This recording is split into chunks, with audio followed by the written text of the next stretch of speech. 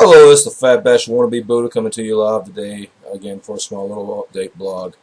This is going to be more of a personal blog and in relation to what I see happening in the society as a whole, namely the collapse of the middle class, which has led to the imprisonment to a large portion of the society in debt. And the debt that I'm speaking of today is mainly concerning about student loans. There's a great piece by Mike Taibbi in the recent issue of Rolling Stones I wish everybody would read. This is one of the subjects I know a little bit about because I'm poor, dirt poor, beyond poor. I subsist on less than $1,200 a month because a large portion of my wages are being garnished by student loans. Mistakes, a lot of folly, trying to hold on to a house longer than I should have tried to hold on to the house. I should have just walked away from it.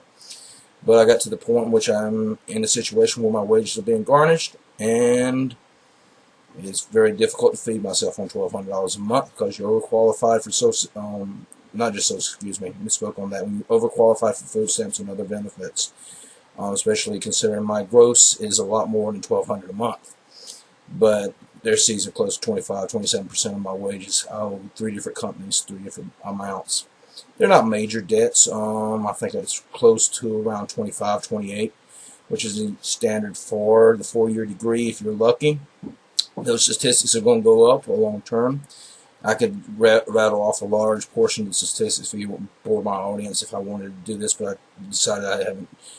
No need to do that. It is over $1 trillion, $1.2 trillion worth of debt that has been accumulated and is strangling a whole generation. And if I was a conspiracy guy, I would think this was done deliberately. How else would you control a large portion of surplus labor with a higher degree of intelligence than the lower echelons that you normally control with a combination of prisons and wars? So the middle class is going to find himself in some form of debt serfdom, and we haven't figured out how to get out of this, or we're not collectively willing to act upon this. We changed the bankruptcy laws. It's around, 2005, where they changed being able to discharge your student loans through bankruptcy. This is basically shackled large portions of the society. You got 3 or 4 generations now living at home. Normally I approve of this. I think it's a good idea to live with mom until you possibly can, but I don't think mamas and daddies are enjoying this much still having juniors around. And this is going to be a complete drain on our entire society. We're losing a whole generation of folks, and it's very seldom being discussed or cared about or even acknowledged. You have people 25, 26, 27 years old living at home. Well, what happens when you live at home? Therefore, you can't make large-scale purchases. It slows down the economy even further.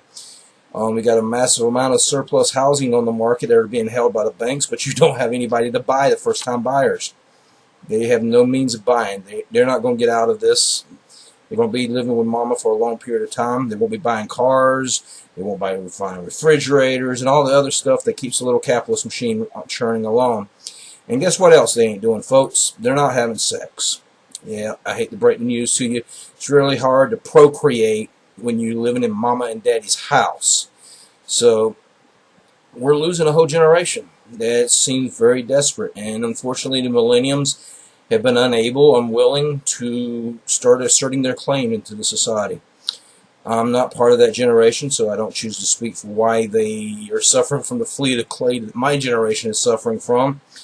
My generation is lost. We're the one that the 2008 recession, depression completely obliterated. We lost our houses, we lost our homes, we lost our businesses. We're in our 40s, pushing 50s, and working in retail, by and large. A large chunk of my generation is that.